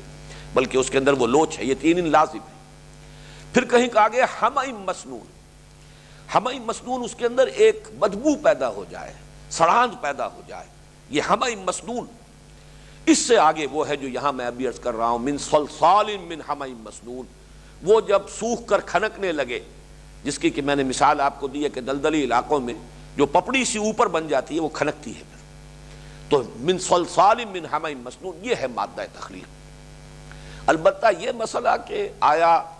یہ تخلیق جو اللہ نے کی ہے اس طور سے کی ہے کہ اس گارے کا پتلا بنایا، جیسے کہ پتلا کو بچہ کھیلتا ہے، بناتا ہے، یا کوئی اور کوئی ہمارا فرض کیجئے کہ بچہ نہیں، کوئی بڑا فنکار ہو اور مجسمہ تراش ہو تو وہ بجائے پتھر سے مجسمہ بنانے کے اگر وہ کلے سے، گارے سے مجسمہ بنائے اور اس سے ہی پھر براہ راست اللہ نے اس میں پھونکا اور وہ جان پڑ گئی، تو یہ چیز بھی ہرگز نہ مستبعد ہے نہ ناممکن ہے اللہ کے لیے، چونکہ اس کی ایک مثال ہمارے سامنے موجود ہے کہ حضرت عیسیٰ علیہ السلام کو جو معجزات عطا کیے گئے ان میں سے یہ معجزہ ہے کہ وہ خود اپنے ہاتھ سے اخلق لکم کہیئۃ الطیر، من الطین کہیت طیر، گارے سے میں بناتا ہوں پرندے کی سی صورت، اور پھر میں اس میں پھونک مارتا ہوں، فیکون طیرا باذن اللہ، تو وہ اڑتا ہوا پرندہ ہو جاتا ہے اللہ کے حکم سے۔ اسی طرح آدم کی تخلیق ہوئی ہو، کوئی ناممکن بات نہیں ہے، عین ممکن ہے، اللہ نے ایسا ہی کیا ہو۔ گویا کہ اگر یہ تصور بھی ہے تو یہ کوئی بعید تصور نہیں ہے، بعید از قیاس نہیں ہے، بعید از امکان نہیں ہے۔ پھر اس میں بھی دو امکانات ہیں۔ عام طور پر جو تصور ہے وہ یہ ہے کہ وہ مٹی یہاں سے لے جائی گئی ہے، اب زمین کا کرسٹ آف دی ارتھ ہے، زمین سے بنایا ہے، تراب تو یہاں ہے، یہ آسمانوں پر لے جائی گئی ہے اور وہاں پر پھر اس کا مجسمہ بنا ہے، اور پھر وہاں سے وہ جب روح پھونکی گئی ہے تو وہ آدم کی شکل اختیار کی ہے اس نے، اور پھر انہیں زمین پر اتارا گیا۔ یہ عام تصور ہے۔ میں اس کو بھی کہتا ہوں کہ یہ بھی کوئی ناممکنات میں سے نہیں ہے، اللہ تعالیٰ کے لیے عین ممکن ہے، اس کی قدرت سے بعید نہیں ہے۔ اگر حضرت عیسیٰ علیہ السلام کو اللہ تعالیٰ زندہ آسمان پر لے گیا ہے اور پھر وہ آئیں گے، ہمارا عقیدہ ہے، صحیح احادیث کے اندر اس کی خبر موجود ہے، تو یہ بھی ناممکنات میں سے نہیں۔ لیکن تیسری چیز بھی ناممکنات میں سے نہیں ہے، وہ یہ کہ یہ سارا معاملہ زمین ہی پر ہوا ہو اور تخلیق کا یہ کہ تمام مراحل اسی طور سے طے ہوئے ہوں جس طور سے کہ جو بھی حیاتیات کے علماء اور ماہرین ہیں وہ بیان کرتے ہیں۔ ابھی اس فرق کو چھوڑ دیجئے، ایولیوشن اور میوٹیشن، یہ دو الفاظ علیحدہ ہیں، لیکن ان دونوں میں فرق نہیں ہے اس اعتبار سے کہ وہ اس کو تو تسلیم کرتے ہیں کہ زمین میں تدریجاً یہ حیوانات کا ایک سلسلہ جو ہے اس نے ترقی پائی ہے۔ البتہ یہ کہ لوور سپیشیز سے ہائر سپیشیز کیسے وجود میں آئی، یہ مسئلہ وہ ہے جو ابھی تک حل نہیں ہو سکا، اس لیے کہ جو بھی اس کی تشریح یا جو تعویل اور توجیہ کی تھی ڈارون نے، اس میں بہت سی ایسی چیزیں ہیں کہ جن کے لیے کوئی سائنٹیفک پروف ابھی تک فراہم نہیں کیا جا سکا۔ یعنی یہ کہ حالات کے تغیر سے جو انسان یا جو ایک جاندار جو آرگنزم ہے وہ اپنے اندر کچھ ایڈیپٹیشن پیدا کرتا ہے اور نئے قسم کے ایکوائرڈ کریکٹرز جو ہیں، نئی صفات حاصل کر لیتا ہے، اور وہ تھوڑی تھوڑی تدریجاً تبدیلی ہوتی ہے، پھر وہ آئندہ اگلی نسل کو منتقل ہوتی چلی جاتی ہے، اور بہت سی نسلوں کے بعد وہ بالکل ایک نئی شکل بن کر نئی سپیشیز بن جاتی ہے۔ یہ چیز ابھی تک سائنٹیفکلی پروو نہیں ہو سکی کہ ایکوائرڈ کریکٹرز جو ہیں، جو کوئی جاندار خود اضافی طور پر اگر کوئی صفات اختیار کر لیتا ہے تو کیا وہ بھی نسل سے میں آگے منتقل ہو سکتے ہیں، اس کا ابھی تک کوئی ثبوت نہیں مل سکا۔ لہذا ڈارون کے فلسفے کو اپنے ذہن سے نکال دیجیے، لیکن بحیثیت مجموعی یہ تصور کہ یہ زمین میں سے یہ، جیسا کہ اب یہ بھی مختلف الفاظ بھی اس پر دلالت کر رہے ہیں، تراب، تین لازم، حمأ مسنون، صلصال من حمأ مسنون، اور یہ بات جو ہے یہی کہی جا رہی ہے کہ دلدلی علاقوں میں یہ مٹی اور مٹی کے اندر جو آرگینک جو صفات پیدا ہوئی، اور پھر وہ جہاں پانی کا اور مٹی کا مسلسل ایک انٹریکشن تھا، اس کے ذریعے سے وہاں حیات کا آغاز ہوا، وہ ایک یونی سیلولر آرگنزم، پھر اس سے وہ بڑھتے بڑھتے جو ہے مختلف جو یہ وجود حیوانات جو ہے وجود میں آئے، مختلف سپیشیز وجود میں آئی، اللہ تعالیٰ کے حکم سے ہوگا۔ اور اگر وہ بھی ہوا ہو کہ ایک سپیشیز سے دوسری سپیشیز بنی ہو تو وہاں بھی جو خلا ہے وہ اللہ کا حکم کن ہے کہ جو اس خلا کو پر کرے گا۔ اب یہ تبدیلی ہو جائے، لیکن گریجولی اس کے اندر ان حیوانات کے اندر یہ ارتقا ہوا ہو، لوور فارمز آف لائف پہلے ظاہر ہوئی اور پھر نسبتاً ہائر فارمز آف لائف ظاہر ہوئی، انہی سے یا علیحدہ سے، ان دونوں امکانات کو رکھتے ہوئے تو یہ بھی کوئی ناممکنات میں سے نہیں ہے۔ میرا اپنا ذاتی رجحان اسی کی طرف ہے۔ یہ سارا قصہ زمین برسر زمین ہی ہوا ہے، اور یہ قصہ زمین برسر زمین ہی طے بھی ہوگا، وہ میدان حشر بھی اسی زمین پر ہوگا، اور یہیں پر وہ جنت اور دوزخ کا ابتدائی جنت جو ہے اس کے مراحل اور اونچے درجات جو ہیں وہ تو اور ہوں گے، لیکن یہ کہ یہاں پر جیسے کہ مختلف صورتوں میں آخری جو پارے کی صورتیں ان میں بھی آیا وَجَاءَ رَبُّكَ وَالْمَلَكُ صَفًّا صَفًّا، تو یہ جو معلوم ہوتا ہے کہ اللہ تعالیٰ نزول فرمائے گا، کیا اس کی کیفیت ہوگی نزول کی وہ ہم نہیں جانتے۔ اس اعتبار سے یہ تمام چیزیں، چونکہ بائبل میں یہ انداز دیا گیا ہے کہ وہ جنت جو تھی، جو عارضی جنت جس میں کہ حضرت آدم رکھے گئے، وہ آپ اس کو آزمائشی جنت بھی کہہ سکتے ہو، جیسا کہ میں نے کہا ڈیمانسٹریٹ کرنا مقصود تھا کہ پہچان لو اپنے دشمن کو، جو تمہارا ازلی دشمن ابدی دشمن ہے۔ اس اعتبار سے یہ رائے ہے تورات کے مرتبین کی کہ وہ جو جنت تھی وہ اسی زمین پر تھی، کسی اونچی جگہ پر، جہاں پہ کہ ہر طرح کا سامان جو ہے زندگی کی ضروریات بآسانی اور فراوانی کے ساتھ فراہم تھی، انہیں کچھ کام نہیں کرنا پڑتا تھا، بڑی آسانی کے ساتھ میووں کی شکل میں انہیں اللہ تعالیٰ کا رزق مل رہا تھا۔ تو وہ جنت کی ایک کیفیت زمین پر تھی۔ میں صرف یہ عرض کر رہا ہوں کہ یہ چیزیں بھی قرآن مجید کے طرز بیان میں ایسا نہیں ہے کہ فٹ نہ بیٹھ سکتی ہیں۔ باقی ہمیں یہ سمجھنا چاہیے کہ یہ متشابہات میں سے ہیں، ان کے بارے میں تیقن کے ساتھ، بالکل تعین کے ساتھ کوئی بات کہنے کی ضرورت نہیں۔ اب میں صرف ایک بات اور کہہ دوں پھر ہم ٹیکسٹ کی طرف چلیں گے۔ یہ جو میں نے 3 مراتب قائم کیے ہیں، ملائکہ، جنات اور پھر یہ حیات عرضی، اور حیات عرضی کی بلند ترین شکل انسان، ہومو سیپینس، یہ جو ہے آج جو فلسفہ ہے سائنس میں، جو کچھ نظریات جو کافی اب ایک طرح سے تو اسٹیبلش فیکٹس کی حیثیت سے قبول کیے جا چکے ہیں، ان میں سے 2 مرحلے جو ہیں وہ سائنس کی گرفت میں آ چکے ہیں۔ وہ بگ بینگ تھیوری اور بہت بڑا ایکسپلوژن ہوا، اور وہ جو مادہ پیدا ہوا اس کے نتیجے میں نہایت گرم، ہمارا سورج جو ہے وہ بھی 1,00,000 ڈگری سینٹی گریڈ تو اس کا ٹیمپریچر ہے اس وقت، اور یہ تو بہت ٹھنڈا ہو گیا ہے۔ وہ جو شروع کا تھا وہ تو نہ معلوم کتنے ملین ڈگریز جو ہے سینٹی گریڈ کا ٹیمپریچر تھا، ایک وہ دور تھا۔ پھر رفتہ رفتہ یہ کائنات ٹھنڈی ہو رہی ہے، اور یہ جو مختلف کرے ہیں وہ بھی ٹھنڈے ہو رہے ہیں۔ زمین کے بارے میں بھی کہ یہ بھی بہت گرم تھی اور رفتہ رفتہ ٹھنڈی ہوئی ہے، اور جیسے ٹھنڈی ہوئی ہے کرسٹ آف دی ارتھ اس کے اوپر وجود اس پر آیا ہے، اور پھر جو بارش وغیرہ اور پانی بخارات جو اسی میں کے نکلے ہوئے ہیں، یا یہ کہ وہ جو بھی دخان جسے قرآن نے کہا ہے، اسی دخان کے اندر جو ہے وہ مختلف گیسز کے انٹریکشن سے پانی بنا اور پھر وہ زمین پر برسا، تو یہ معلوم ہوتا ہے کہ مراحل واقعی یہی ہے۔ البتہ جو فرشتوں کی تخلیق کا مرحلہ ہے وہ سائنس کے دائرے سے خارج ہے، یہ وہ تکوین ہے عالم امر کی۔ ہماری فزیکل سائنس جو ہے وہ عالم خلق کو ایکسپلور کر سکتی ہے، عالم امر سے اسے کوئی سروکار نہیں۔ روح جو ہے، ملائکہ اور ارواح، یہ در حقیقت ارواح انسانیہ، یہ بھی نوٹ کر لیجئے کہ انسان کا مرکب وجود ہے، اس کی وہ روح جس کا کہ ذکر ہو چکا ہے پچھلے درس میں، وہ جو ہمیں پہلے پیدا کیا گیا تھا ارواح کی شکل میں، یہ بالکل ملائکہ کی ہم پلہ ہے، یہ نورانی ہے، نوری الاصل ہے۔ البتہ یہ کہ فرشتوں کے ساتھ یہ جو ارواح انسانیہ ہیں یہ بھی پیدا کر دی گئی، اس کے بعد وہ ارواح انسانیہ کسی کولڈ سٹوریج میں رکھ دی گئی۔ اب جیسے جیسے اس عالم خلق میں ایک انسان کا حیولہ تیار ہوتا ہے رحم مادر میں، وہ روح اس کی لا کر اس کے ساتھ شامل کر دی جاتی ہے۔ تو انسان کا وجود مرکب وجود ہے، روح کے اعتبار سے وہ جنات سے بہت بالا ہے، لیکن یہ کہ محض اپنے مادی جسد کے اعتبار سے وہ جنات سے کمتر ہے، اس لیے کہ جنات کی تخلیق جو ہوئی ہے وہ نار سے ہوئی ہے، اور جبکہ یہ ہمارا مادی وجود جو ہے، جسدی وجود جو ہمارا ہے، یہ مٹی سے بنا ہے، یہ زمین کے اس کرسٹ آف دی ارتھ سے بنا ہے۔ اس اعتبار سے وہ پہلو ہمارا کمتر ہے جنات سے، جبکہ وہ جو ہماری ارواح ہیں وہ تو فرشتوں کے ہم پلہ، بلکہ ایک اعتبار سے ان سب سے بھی بالا تر ہے۔ اور یہی وہ نقطہ نوٹ کر لیجئے کہ ان میں جو روح سب سے اونچی ہے وہ روح محمدی ہے صلی اللہ علیہ وسلم، اور ان سے بالا تر کوئی ہستی نہیں، کوئی فرشتہ نہیں، کوئی وجود جو بھی ہے ذات باری تعالیٰ کے بعد جو بھی وجود ہے۔ صحیح کہا جس نے بھی کہا کہ بعد از خدا بزرگ تو ہی قصہ مختصر، کیا بیان کریں، اس لیے کہ ظاہر بات ہے کہ وہ ارواح انسانیہ ملائکہ سے بالا تر ہیں، جبکہ جھکایا جا رہا ہے فرشتوں کو، سب کے سب فرشتوں کو آدم کے سامنے، تو ان کا تو بالا تر ہونا ثابت ہو گیا۔ نوری الاصل ہونے کے اعتبار سے فرشتے بھی نوری الاصل ہیں اور ارواح انسانیہ بھی نوری الاصل ہیں، اس میں تو مساوات ہے، لیکن پھر فرق مراتب ہے۔ جیسے ملائکہ میں فرق مراتب ہے، جبریل سید الملائکہ ہیں، اسی طریقے سے یہ نوری الاصل مخلوق ہونے کے اعتبار سے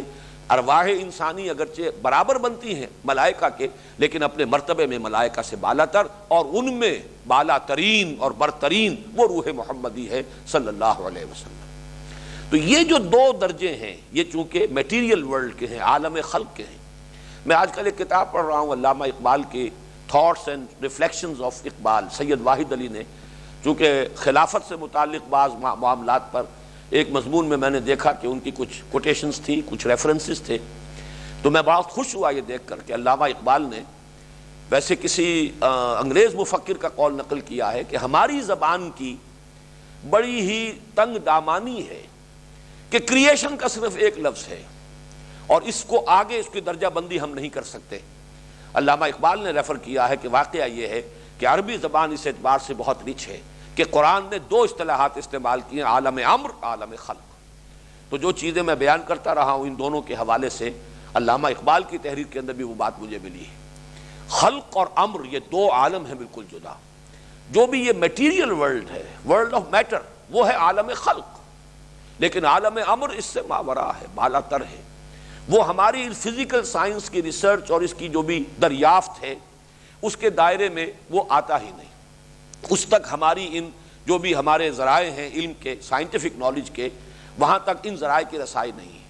تو ارواح انسانیہ اور ملائکہ ان کا تعلق عالم امر سے. یہی وجہ قرآن مجید میں ارواح کی تخلیق کا تذکرہ نہیں کیا، ملائکہ کی بھی تخلیق کا تذکرہ قرآن میں کہیں نہیں ہے. نفی تو کی گئی ہے کہ یہ کہتے ہیں کہ ان کو مؤنث بنایا اللہ نے، تو کیا یہ موجود تھے جب ہم نے ملائکہ کو بنایا؟ وہاں پر اگرچہ مجبوراً وہاں پہ پھر لفظ خلق آ گیا ہے، لیکن یہ کہ در حقیقت وہ عالم امر کی شے ہے، ارواح انسانیہ اور ملائکہ. عالم خلق میں یہ نار آ گیا، اس لیے کہ ہمارا علم بھی اب تک وہیں تک پہنچا ہے. وہ بگ بینگ، اس سے پہلے کیا تھا اس کو انسانی علم جو ہے نہ جان سکا ہے نہ جان سکے گا. ہمارا علم تو وہیں بگ بینگ سے شروع ہوا ہے، اور وہ بگ بینگ جو ہے اس سے عالم خلق کا آغاز ہوا ہے، اور وہ تھا نہایت، یعنی جس کا کوئی تصور ہمارے لیے ممکن نہیں. آپ 1,00,000 سینٹی گریڈ کا تصور کیجئے ٹیمپریچر کا، وہ تو بہرحال ہمارے لیے تو ان امیجنیبل ہے. وہ تو سورج کا ہے غریب کا، یہ تو بہت ٹھنڈا ہو چکا ہے، اس کی تو اب کوئی حیثیت نہیں رہی. جو اصل اس وقت جو ٹیمپریچر تھا غالباً اگر میں بھول نہیں رہا ہوں تو وہ 15 ملین، یعنی جو بھی آج انہوں نے اندازے لگائے ہیں وہ یہ کہ 15 ملین ڈگری سینٹی گریڈ کا ٹیمپریچر تھا. وہ اس آگ سے ملائکہ کی تخلیق ہوئی ہے، اس جنات کی تخلیق ہوئی ہے. اس اعتبار سے جنات کا قریب تر ہونا ملائکہ سے وہ بھی سمجھ میں آ گیا. نور اور نار کا معاملہ قریب تر ہے، پھر ہم سے مقدم ہے وہ تخلیق میں. وَالْجَانَّ خَلَقْنَاهُ مِن قَبْلُ مِن نَارِ السَّمُومِ، قرآن مجید میں اس کی صراحت بھی آ گئی. لیکن وہ ابلیس کی جس کے ساتھ یہ سارا ماجرا پیش آیا وہ ملائکہ میں سے نہیں تھا، جنات میں سے تھا. یہ سورہ کہف میں آ گیا، کَانَ مِنَ الْجِنِّ فَفَسَقَ عَنْ أَمْرِ رَبِّهِ. تو یہ تمام چیزیں ذہن میں رکھیے. اور آخری بات، اب ہمیں وقت بہت تیز سے گزر رہا ہے، آگے بڑھنا چاہیے. آخری بات یہ کہ اس سورت کے ان تمام مضامین کو آپ متشابہات کے کھاتے میں درج کر لیجئے. یہ کیسے ہوا ہے، کب ہوا ہے، بس اس کا جو نتیجہ نکلتا ہے اسے تو مضبوطی سے تھامنا ہے ہم نے. لیکن یہ کہ ہمارے تصور سے ماورا ہیں یہ باتیں جو ہوئی ہیں، اور ظاہر بات ہے استعاراتی انداز ہے، اس لیے کہ اللہ کا قول بھی ایسا نہیں ہے جیسے میں آپ سے کوئی بات کہہ رہا ہوں یا آپ ایک دوسرے سے کوئی بات کہیں. اللہ کا کلام، اس کی کیا شان ہوگی. اس قال ربک للملائکہ، اللہ نے کہا، کیسے کہا. بعض جگہوں پر قرآن مجید میں یہ وضاحت کی گئی ہے، اللہ تعالیٰ جب کلام فرماتے ہیں تو اتنی دہشت ملائکہ پر طاری ہو جاتی ہے کہ بے ہوش ہو کر گر پڑتے ہیں. وہ تو اس کے بعد جو ہے ان میں سے جو بھی ملائکہ مقربین ہیں وہ کچھ سمجھتے ہیں بات کو. اس قدر اللہ تعالیٰ کی خشیت اور اس وقت دہشت کی کیفیت ہوتی ہے. ماذا قال ربکم، پھر وہ ایک دوسرے سے پوچھتے کیا فرمایا پروردگار نے. قال الحق، وہ کہیں گے کہ حق کہا جو کچھ کہا. تو معلوم یہ ہوا کہ اس کو اس طریقے سے نہ سمجھیے، یا جیسے حضرت آدم کو سجدہ کرایا گیا تو جیسے کوئی دربار لگا ہوا ہے اور وہ دربار میں وہ سامنے دیکھ رہے ہیں کہ آدم تشریف فرما ہے اور فرشتے سب جھک گئے. اس کو اس طریقے سے کہیں آپ کو اپنے ذہن میں اس کا خاکہ، اس کی تصویر، وہ انسانی جو واقعات جیسے ہوتے ہیں ہمارے مشاہدے اور تجربے کے، اس طرح کا کوئی نقشہ اپنے ذہن میں نہ بنا لے. یہ سب وہ استعاراتی کلام ہے. ہوا ہے یہ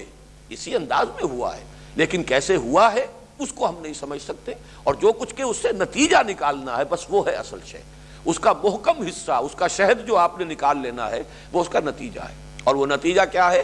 پہلے حصے کے نتیجے دو ہیں. آدم کا مقام خلیفۃ اللہ فی الارض. نمبر دو، اس خلافت کی اصل بنیاد علم الاسماء ہے جو آدم کو دے دیا گیا. فرمایا وَإِذْ قَالَ رَبُّكَ لِلْمَلَائِكَةِ إِنِّي جَاعِلٌ فِي الْأَرْضِ خَلِيفَةً.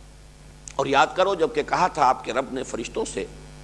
میں بنانے والا ہوں زمین میں خلیفہ. اب اس خلیفہ کے لفظ پر بڑی بحث ہوئی ہے. ویسے تو لفظ خلف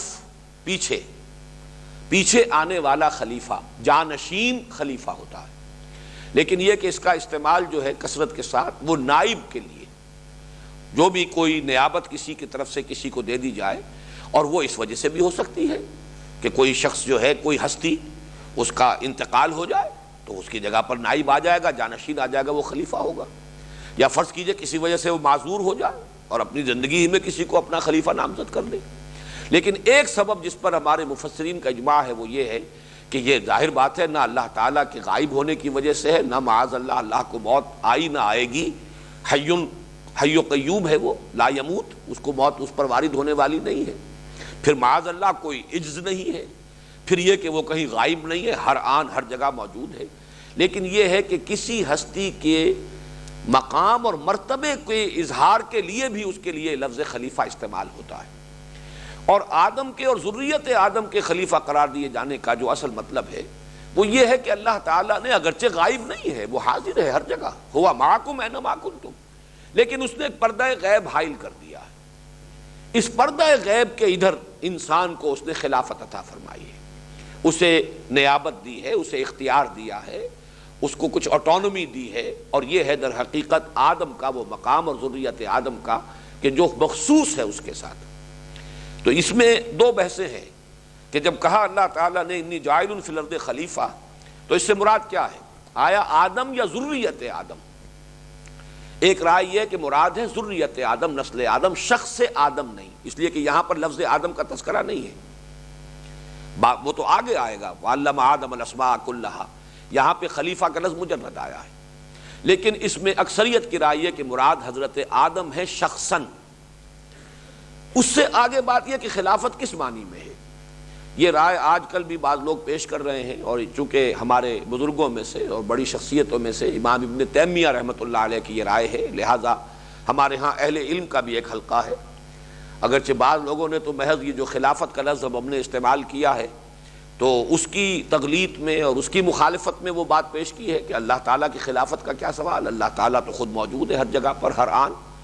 اس کو تو کوئی معاذ اللہ نہ موت آئی ہے نہ موت آئے گی، پھر خلافت کا کیا سوال؟ تو آدم یا ذریت آدم کے خلیفۃ اللہ ہونے کا تصور ہی گویا کہ ان کے نزدیک غلط ہے، بلکہ وہ تو یہاں تک بھی الفاظ استعمال کر دیتے کہ تو شرک اور کفر ہے، اللہ کا خلیفہ سے مانی دارت۔ لیکن یہ کہ اچھی طرح نوٹ کر لیجئے کہ قرآن مجید کی تفسیر میں جب اس طرح کے معاملات میں ہمیں سلف کی طرف بھی رجوع کرنا ہے، اور ظاہر بات ہے کہ صحابہ کرام سے بڑھ کر ان چیزوں کا جاننے والا اور کوئی نہیں ہے، یہ کوئی مادی علوم نہیں ہے، بلکہ یہ تو وہ حقائق ہے کہ جو حقائق بذریعہ وحی ہی معلوم ہو سکتے ہیں، اور اس کا منبع اور سرچشمہ تو ذات محمد ہی رہے گی صلی اللہ علیہ وسلم، اور ذات محمدی سے براہ راست اور اولاً اکتساب کرنے والے صحابہ کرام ہی۔ البتہ صحابہ کرام میں بھی جو اقوال منقول ہوئے ہیں اس میں دو رائے موجود ہیں۔ اکثریت کی رائے یہ ہے کہ یہ خلیفۃ اللہ، میں اپنا خلیفہ بنانے والا ہوں زمین میں، اگرچہ یہاں صراحت نہیں ہے، انی جاعل فی الارض خلیفہ، میں زمین میں ایک خلیفہ بنانے والا ہوں، میں نے فیصلہ کر لیا ہے کہ زمین میں ایک خلیفہ بناؤں۔ یہ جاعل کا لفظ جب آتا ہے عربی زبان میں، فاعل، اس میں فاعل ہے یہ جاعل، اس میں ایک عزیمت ہوتی ہے، پختہ ارادہ، فیصلہ، وہ اس لیے میں نے یہ ترجمے میں لفظ کا اضافہ کیا، میں نے فیصلہ کر لیا ہے کہ زمین میں ایک خلیفہ بناؤں۔ لیکن یہ کہ اپنا خلیفہ بناؤں یا کسی اور کا خلیفہ بناؤں، اس کا امکان جہاں تک متن کا تعلق ہے آیت کے، وہ دونوں امکانات موجود ہیں۔ چنانچہ ہمیں سلف میں بھی یہ دونوں قول مل جاتے ہیں۔ ایک قول یہ ہے کہ چونکہ جنات پہلے سے تھے اور جنات نے یہاں سرکشی مچائی، ان میں شر کا غالب عنصر جو ہے غالب ہے، اس اعتبار سے کہا گیا کہ ان کو یہاں سے بے دخل کیا گیا، اور ان کا خلیفہ بنا کر ان کے بعد آنے والے ہیں آدم اور ذریت آدم، تو گویا کہ وہ خلیفہ ہوئے جنات کے۔ یہ ایک رائے ہے اور سلف میں بھی موجود ہے، لہذا اگر کوئی شخص اس کو مانے تو مجھے اس پر کوئی نکیر نہیں ہوگی، لیکن یہ کہ دوسری رائے کی نفی کرنا یہ در حقیقت زیادتی ہے، اس لیے کہ صحابہ کرام میں بھی وہ دوسرا قول زیادہ مقبول ہے کہ یہ اللہ تعالیٰ کے خلیفہ، اللہ کا خلیفہ بنایا گیا حضرت آدم کو۔ چنانچہ میں آپ کو عبارت سنا رہا ہوں جو امام رازی نے سمپ کیا ہے اس کو، ذکروا فیہ وجہین، مفسرین نے، اسلاف نے اس میں دو امکانات کا اظہار کیا ہے۔ الاول،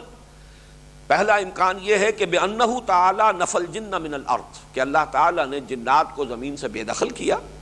وَأَسْكَنَ آدَمَ الْأَرْضَ فَكَانَ آدَمُ خَلِيفَةً لِأُولَٰئِكَ الْجِنِّ الَّذِينَ تَقَدَّمُوهُ، تو پھر اللہ تعالیٰ نے اس کے بعد حضرت آدم کو یہاں کا چارج دیا، تو حضرت آدم گویا کہ جنات کے خلیفہ ہوئے کہ جو ان سے پہلے یہاں پر انچارج تھے۔ یروی ذالک عن ابن عباس، یہ روایت کیا گیا ہے حضرت عبداللہ ابن عباس رضی اللہ تعالی عنہما سے۔ والثانی، اور دوسرا احتمال، دوسرا امکان یہ ہے، انما سماہ اللہ خلیفۃ لانہ یخلف اللہ فی الحکم بین المکلفین من خلقہ، اللہ تعالیٰ نے نام دیا ہے خلیفہ کا حضرت آدم کو اس لیے کہ وہ اللہ کا خلیفہ، اللہ تعالیٰ کے نائب کی حیثیت سے کام کرے گا زمین میں، اللہ تعالیٰ کی مخلوقات کے مابین حکم کرنے میں۔ وَهُوَ الْمَرْوِي مِنْ ابن عباس وابن مسعود، اور یہ دوسرا قول جو ہے ابن عباس سے بھی مروی ہے اور ابن مسعود سے بھی، عبداللہ ابن مسعود سے بھی، یعنی حضرت عبداللہ ابن عباس سے دونوں قول مروی ہو گئے۔ اس میں ذہن میں رکھیے کہ یہ جو اقوال جو اس طریقے سے منسوب ہو جاتے ہیں، ہو سکتا ہے انہوں نے کوئی رائے اپنی بدلی ہو، پہلے کوئی رائے ہو اور ان کے کسی شاگرد کے علم میں وہ ایک رائے موجود ہو، وہی انہوں نے آگے منتقل کر دی ہے، جبکہ انہوں نے بعد میں اپنی کوئی رائے تبدیل کر لی ہو جو کسی دوسرے شاگرد کے علم میں ہو، اس نے وہ رائے جو ہے آگے منتقل کر دی ہو۔ تو اس اعتبار سے اس کے اندر کوئی یعنی تشویش کی ضرورت نہیں ہے کہ ایک ہی شخص کی طرف دو قول کیسے منسوب ہو گئے، یہ اس کا امکان جو ہے وہ عقلاً موجود ہے۔ لیکن یہ کہ ابن عباس سے اگر دونوں قول ہیں کہ جو روایت کیے جا رہے ہیں، تو عبداللہ ابن مسعود رضی اللہ تعالی عنہ کبار صحابہ میں سے، عبداللہ ابن عباس اگرچہ علم تفسیر میں ان کا بہت اونچا مقام ہے، لیکن وہ نوجوانوں میں سے ہیں، کبار صحابہ میں سے، بزرگ صحابہ میں سے عبداللہ ابن مسعود ہیں، اور انہوں نے تیقن کے ساتھ یہ کہا ہے کہ یہ در حقیقت اللہ کی خلافت ہے۔ وَهَذَا الرَّأْيُ مُتَأَكَّدٌ بِقَوْلِهِ إِنَّا جَعَلْنَاكَ خَلِيفَةً فِي الْأَرْضِ فَاحْكُم بَيْنَ النَّاسِ بِالْحَقِّ، یہ امام راضی اب کہہ رہے ہیں کہ یہ رائے جو ہے دوسری مؤخر الذکر، یہ مؤکد ہے، یہ بہت مضبوط ہو جاتی ہے اللہ تعالیٰ کے اس قول کی روح سے جو حضرت داؤد سے خطاب کر کے اللہ تعالیٰ نے فرمایا کہ یا داؤد انا جعلناک خلیفۃ فی الارض فاحکم بین الناس بالحق، اے داؤد ہم نے تمہیں زمین میں خلافت عطا کی ہے تو لوگوں کے مابین حق کے ساتھ فیصلہ کرو۔ تو گویا کہ وہ خلیفۃ اللہ کہ جو حکم کرے، فیصلہ کرے، اصل میں تو حکم ہے اللہ کا اختیار، ان الحکم الا للہ، لیکن نائب کی حیثیت سے اللہ تعالیٰ نے یہ اختیار آدم اور ان کی ذریت کو دیا ہے، اسی لیے وہ خلیفۃ اللہ فی الارض۔ یہ ہمارے ہاں مفسرین میں سے ابن جریر اور معالم اور بحر اور بیضاوی، یہ تمام بڑی بڑی جو التفاسیر ہیں، ان سب کے اندر یہ رائے موجود ہے۔ جیسا کہ میں نے عرض کیا ہے، اس میں ہمارے بزرگوں میں سے، ائمہ میں سے جو بڑے ہیں، ان میں سے امام ابن تیمیہ ہیں کہ جنہوں نے اس سے اختلاف کیا ہے، لیکن بہرحال ان کے اور بھی بہت سے معاملات میں آراء شاذ ہیں، تو شاذ رائے ہر ذہین آدمی کی، ہر جینیس آدمی کی کوئی نہ کوئی بات ایسی ہوتی ہے کہ جس میں وہ دوسروں کے ساتھ موافقت نہیں کر سکتا، لیکن یہ کہ جس چیز پر کہ اجماع ہو، جس پر کہ اکثر نے اتفاق کر لیا ہو، اصل وہی شے ہے کہ جس کو قبول کیا جانا چاہیے۔ باقی یہ کہ قرآن مجید میں، اب میں پھر عرض کروں گا کہ مکی قرآن میں 4 ایسے اسلوب اختیار کیے گئے ہیں کہ جن کو اگر سامنے رکھا جائے تو یہ خلافت واقعتاً اللہ کی خلافت کے سوا کوئی اور خلافت نہیں بن سکتی۔ جو مقام ہے وہ آدم کا، وہ تو اسی کے اعتبار سے جو ہے اجاگر ہو کر سامنے آتا ہے، وہ مقام جو قرآن مجید آگے چل کر آ جائے گا کہ تمام فرشتوں کو سجدہ کرایا آدم کے سامنے۔ اب ذرا نوٹ تو کیجیے، اصل مسجود تو اللہ ہے، سب کا مسجود اللہ ہے، باقی اس کے بعد آدم ہے کہ جن کے سامنے تمام فرشتوں کو، اور 2 جگہ پر قرآن مجید میں یہ الفاظ آئے ہیں، سورہ صاد میں بھی، سورہ حجر میں بھی، فسجد الملائکۃ کلھم اجمعون، اس قدر تاکید ہے، سجدہ کیا سب کے سب، الملائکۃ، اس میں بھی جو ہے لام جو ہے حصر کا ہے، تمام فرشتے، کلھم، ان میں سے سب کے سب، اجمعون، وہ سب کے سب جمع ہو کر یک بارگی ایک جماعت کی صورت میں انہوں نے سجدہ کیا آدم کو۔ اب یہ مقام جو ہے، یہ انداز تعبیر 6 مرتبہ اس کا تذکرہ ہونا، 7 مرتبہ تذکرہ ہونا بلکہ، تو یہ ظاہر بات ہے، ثابت کر رہا ہے کہ اللہ کے بعد مقام آدم کا ہے، اس میں کوئی شک نہیں۔ چونکہ ذریت آدم میں سے ہیں خود حضور صلی اللہ علیہ وسلم، یہاں پہ ہم آدم کو ایک نوع کی حیثیت سے لے رہے ہیں، تو اس کائنات کے اندر جملہ مخلوقات میں باقی سب سے، اسی لیے اشرف المخلوقات، تمام مخلوقات میں سب سے اشرف، سب سے افضل وہ آدم ہے، اور نسل آدم ہے، ذریت آدم ہے۔ اسی طرح فرمایا گیا خلقتہ بیدی، میں نے اس آدم کو بنایا اپنے دونوں ہاتھوں سے، اور اس کی تعبیر اس کے سوا کوئی نہیں ہو سکتی، ورنہ اللہ تعالیٰ کے ایسے کوئی 2 ہاتھ نہیں ہے۔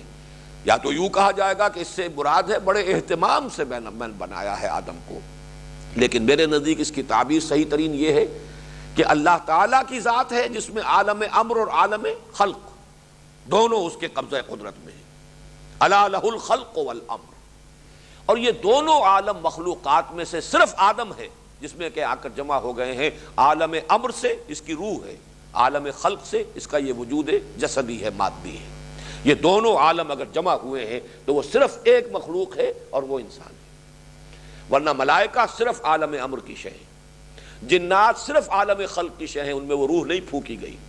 وہ روح کا پھونکا جانا ہی تو در حقیقت حضرت آدم کے اس شرف کو اور ان کے اس مقام اور مرتبے کو واضح کرتا ہے، جیسا کہ دو جگہ پر آیا ہے فَإِذَا سَوَّيْتُهُ، سورہ حجر اور سورہ صاد۔ ان الفاظ میں تو ایک شوشے کا بھی فرق نہیں ہے دونوں جگہ پر، فَإِذَا سَوَّيْتُهُ وَنَفَخْتُ فِيهِ مِن رُوحِي فَقَعُوا لَهُ سَاجِدِينَ۔ سورہ صاد میں اور سورہ حجر میں صرف اتنا فرق ہے کہ پہلے فرمایا اذ قال ربک انی خالق بشرا من طین، یہاں صرف لفظ تین آیا ہے سورہ صاد میں، جبکہ سورہ حجر میں ہے اذ قال ربک انی خالق بشرا من صلصال من حمأ مسنون۔ اس آیت میں تو تین اور صلصال من حمأ مسنون کا فرق ہے، آگے دو آیتیں بالکل وہی ہیں جو ریپیٹ ہوئی ہیں، فَإِذَا سَوَّيْتُهُ وَنَفَخْتُ فِيهِ مِن رُوحِي فَقَعُوا لَهُ سَاجِدِينَ فَسَجَدَ الْمَلَائِكَةُ كُلُّهُمْ أَجْمَعُونَ۔ فرشتوں نے سب کے سب نے سجدہ کیا۔ ظاہر بات ہے اس کے ساتھ تو یہی مناسبت رکھنے والی شے ہے، خلقتہ بیدیہ، جسے میں نے اپنے دونوں ہاتھوں سے بنایا۔ عالم خلق عالم امر دونوں جمع ہو گئے اس ہستی کے اندر۔ اسی طریقے سے وَلَقَدْ كَرَّمْنَا بَنِي آدَمَ وَحَمَلْنَاهُمْ فِي الْبَرِّ وَالْبَحْرِ وَرَزَقْنَاهُمْ مِنَ الطَّيِّبَاتِ وَفَضَّلْنَاهُمْ عَلَى كَثِيرٍ مِّمَّنْ خَلَقْنَا تَفْضِيلًا۔ اور یہ نوٹ کیجئے سورہ بنی اسرائیل میں جو میں نے بتایا کہ چھٹے رکوع میں جو ساتویں رکوع میں آیا ہے یہ قصہ آدم و ابلیس، اور اس کے فوراً بعد جو ہے یہ آیت آئی ہے ہم نے بنی آدم کو بہت اعزاز ہم نے کیا ہے، بڑی تکریم کی ہے آدم کی نسل کی۔ اسی طریقے سے حدیث میں ایک لفظ آیا ہے، اگرچہ قرآن میں نہیں ہے لیکن تورات میں موجود ہے، And God created man in his own image۔ اللہ نے انسان کو بنایا خود اپنی شکل پر، اور حدیث میں موجود ہے، حدیث صحیح، خلق اللہ آدم علی صورتہ، اللہ نے آدم کو اپنی صورت پر بنایا۔ صورت سے مراد یہ شکل نہیں ہے، یہ فیچرز نہیں ہے، یہ جسم نہیں ہے۔ میں پھر یہی کہوں گا کہ اس کی تعویل وہی ہے کہ خلق اور امر دونوں کو جمع کر دینا یہی ہے در حقیقت، یا اللہ کی ذات میں اختیار کے اعتبار سے جمع ہے خلق بھی اور امر بھی، الا لہ الخلق والامر، یا پھر انسان کے وجود میں آ کر یہ دونوں عالم جو ہے یکجا ہو گئے ہیں، جمع ہو گئے ہیں۔ اور اس میں پھر مدنی صورتوں میں سے سورہ احزاب میں جو انداز بیان آیا ہے، اِنَّا عَرَضْنَا الْأَمَانَةَ عَلَى السَّمَاوَاتِ وَالْأَرْضِ وَالْجِبَالِ فَأَبَيْنَ أَن يَحْمِلْنَهَا وَأَشْفَقْنَ مِنْهَا وَحَمَلَهَا الْإِنسَانُ۔ کوئی ہے شے، امانت ہے کوئی اللہ کی کہ جو اللہ تعالیٰ نے، اب اس کو بھی استعارہ کہیں گے کہ ہم نے آسمانوں پر، زمین پر، پہاڑوں پر، ہر شے پر پیش کیا، سب ڈر گئے، سب نے گھبرا کر انکار کیا، انسان نے اس بار کو۔ آسماں بار امانت نہ تواں گشت، وہ جو آتا ہے کہ وہ نہیں اٹھا سکے، آسمان بھی نہ اٹھا سکا۔ قرائے فال بنام من دیوانہ زدن، یہ تو میرے ہی نام جو ہے اللہ تعالیٰ کی طرف سے قرآن نکلا ہے، میرے نزدیک وہ روح ہے، وَنَفَخْتُ فِيهِ مِن رُوحِي، یہ ہے اصل میں وہ جو اعزاز اور اکرام کی اصل بنیاد ہے۔ اس لیے مسجود ملائک بنے ہیں، وہ ہومو سیپینز مسجود نہیں ہے، مسجود تو در حقیقت وہ ہومو سیپین ہے جس میں کہ روح خداوندی پھونک دی گئی ہے، اس اعتبار سے اس کا وہ مقام و مرتبہ بنا ہے۔ یہاں میں ایک بات اور عرض کر دوں، اس لیے کہ مجھے نہیں معلوم کہ پھر اس کا موقع ملتا ہے یا نہیں ملتا۔ میں نے چونکہ ابھی عرض کیا ہے کہ میرا اپنا ذاتی رجحان ہے ایوولوشن کی طرف، اور یہ میرا کیا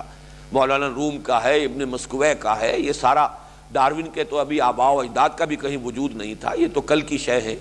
ہمارے مفکرین اور ہمارے حکماء جو ہیں اس نظریہ ارتقاء کو اس سے بہت پہلے 780 پیکر دیدام پشچ ترسم کے مردم کم شبم،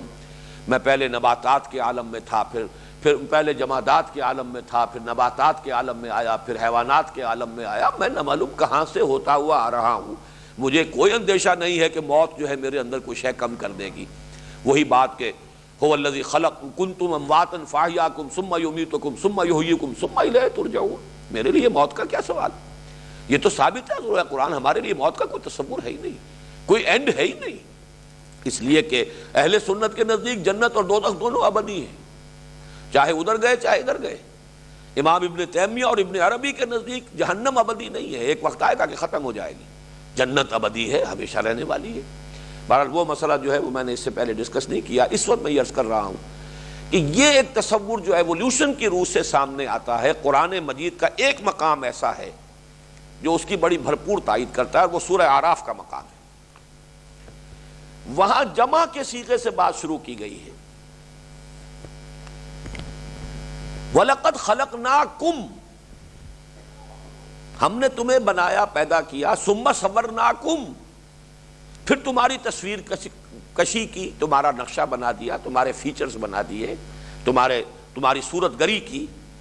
ثُمَّ قُلْنَا لِلْمَلَائِكَةِ اسْجُدُوا لِآدَمَ، پھر ہم نے کہا فرشتوں سے کہ جھک جاؤ آدم کے سامنے۔ یہاں یہ نہیں کہا کہ ہم نے آدم کو بنایا اور اس کی صورت گری کی اور پھر ہم نے کہا فرشتوں سے کہ جھک جاؤ آدم کے سامنے، وہاں جمع کا صیغہ ہے۔ معلوم ایسا ہوتا ہے کہ ایک نو پہلے وجود میں آئی ہے، ہومو سیپینس ایک نو کی حیثیت سے پہلے وجود میں آئی ہے،